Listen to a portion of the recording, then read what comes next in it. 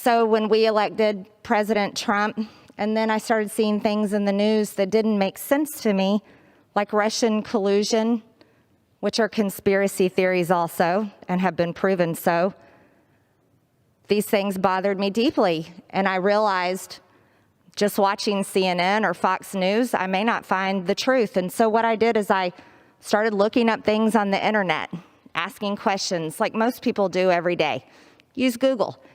And I stumbled across something, and this was at the end of 2017, called QAnon. Well, these posts were mainly about this Russian collusion information.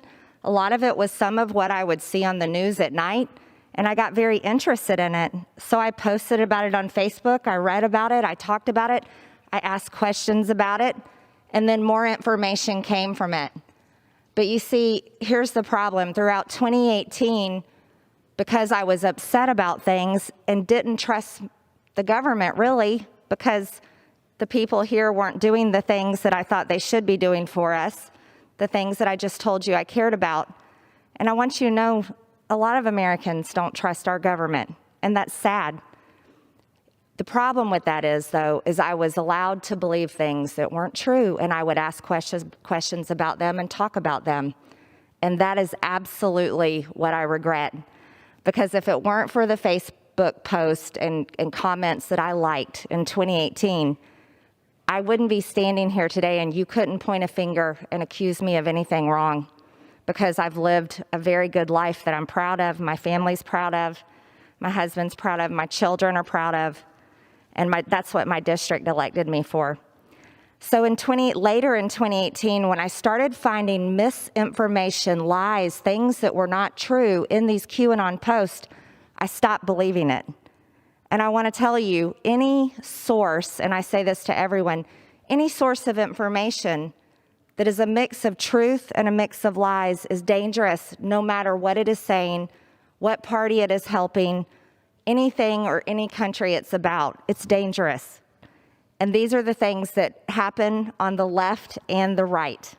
And it is a true problem in our country. So I walked away from those things, and I decided I'm going to do what I've done all my life. I'm going to work hard and try to solve the problems that I'm upset about. So I started getting involved in politics.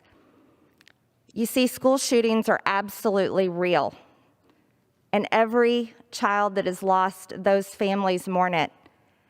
I understand how terrible it is, because when I was 16 years old in 11th grade, my school was a gun-free school zone, and one of my schoolmates brought guns to school and took our entire school hostage.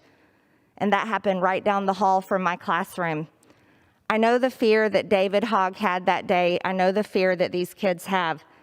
And this is why, and I say this sincerely with all my heart, because I love our kids, every single one of your children, all of our children. I truly believe that children at school should never be left unprotected. I believe they should be just as protected as we were with 30,000 National Guardsmen. Our children are our future, and they're our most precious resource. I also want to tell you 9/11 absolutely happened. I remember that day crying all day long watching it on the news.